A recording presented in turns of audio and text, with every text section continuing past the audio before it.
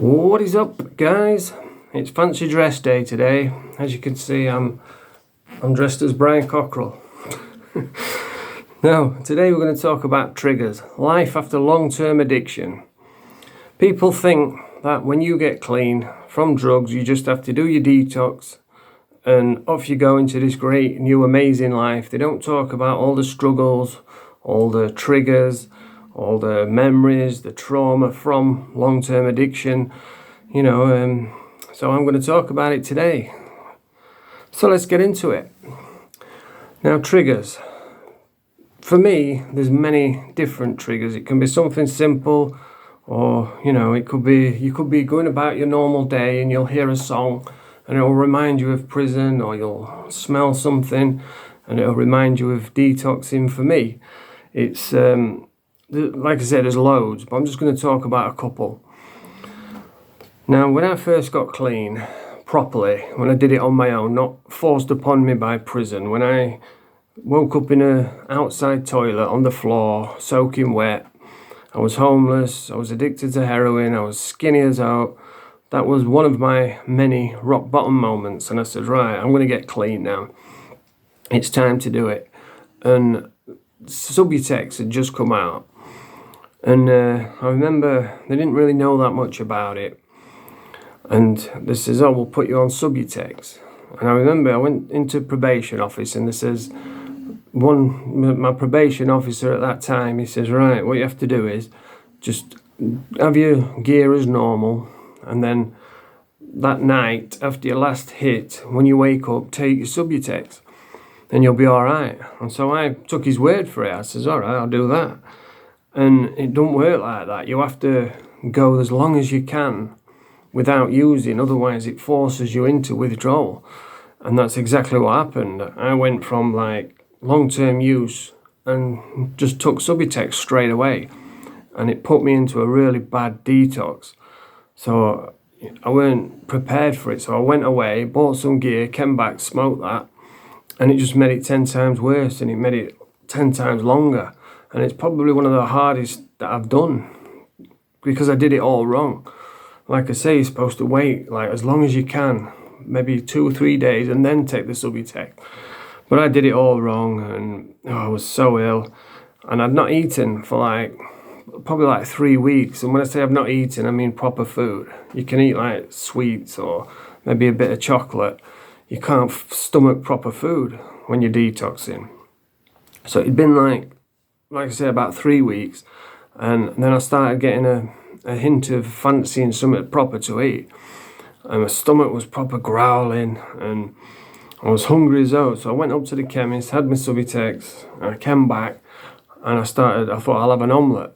So I put the oil in, and as the oil was cooking, I could smell like the virgin oil, heating up. So now, whenever I smell oil burning, that puts me right back into that detox. And it was such a hard detox, that one.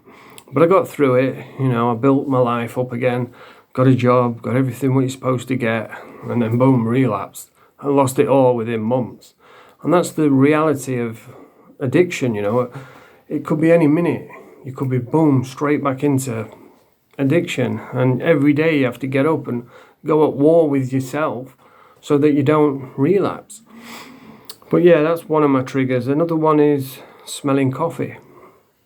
Because after you've spent 2 or 3 days in the police cells, Saturday till Monday, then they take you over to the court, and by this time you're really rattling really bad. And the group 4, they would come and they say, oh, do you want a coffee, Ian? And man, I hate being called Ian. Hate it, because the only people that call me Ian are coppers, judges, people in authority. So I can't stand being called Ian. And he'd say, oh, do you want a coffee, Ian? And all the group 4 knew me. And so they'd bring me a coffee.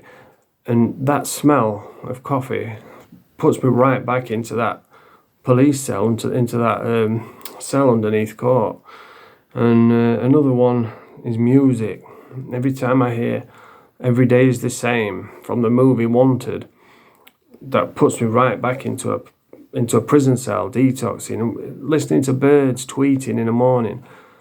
because you know you've been rattling, you've been up all night, can't sleep. So listening to birds tweeting, that's another trigger. But anyway, get in the comments, let me know what's a trigger for you. Yeah, if you do manage to get clean, that's when the journey begins. Then you've got anxiety, depression, you've got to learn how to mix with people again, you've got to learn how to talk to people. I mean, I struggle with that really bad, because if you put me on the streets with the bums and the winos, or you put me in prison, then I'll be all right. But if you put me in a group of hard-working, proper, decent people, I don't know where to start. I don't know what to talk about. I just feel like an odd one out. And these are the things what we have to go through, man. All the trauma, all the embarrassment from years of being an addict, people that used to take the piss because they could see that I was an absolute mess. So they used to come and make fun of me. But it's amazing how when you get clean, nobody says no, you know. Once you get fit and strong, they all shit the sense, they don't want to know. But when you're like skinny and messed up and struggling, that's when they start taking the piss. And you've got all this swimming around in your head, all the embarrassment of things that you've done, all the people that you stole off when you was a junkie, all the stealing what you've done, you know, all the crime what you committed to keep your habit going. I mean, I feel guilty as hell from all the pain what I caused through my addiction to other people, all the family members.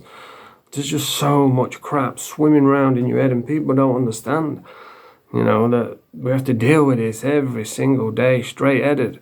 Because before, you could just have drugs, you know, or have a drink, and all your problems would be gone. But now, you can't. All your problems, you have to face them sober. And like with Valium, when I had Valium, all the barriers were broken down, so I could talk to anyone, I could be whoever I wanted to be. Whereas now, I've stopped taking Valium, all the anxiety, what it kept at bay, comes back 10 times worse. So now it's like I have to face all this anxiety straight-headed, and it's 10 times worse. It's a nightmare. And that's the reality of addiction, you know. That's why I make videos, to show people that just one bad decision, one choice to try heroin can put you on a path of 20, 30 years later where you're still fighting, you're still struggling, you're still battling addiction. I mean, addiction is for life. It's not just for Christmas. So yeah, the main message from this video is just stay away from heroin. Stay away from even trying it just once. Stay away from Valium, Xanax, because once you've had them, that's why, like with alcohol, I will have a drink again at some point, because I was only an alcoholic because I would have alcohol after crack. Because I couldn't, usually if you smoke crack, you'll have some gear after it. But I was on Subutex, so I didn't have that choice, you know. I couldn't smoke gear after it, so I drank alcohol. And that's what made me become an alcoholic. I've never really had a problem with it outside of that. So I will have a drink at some point.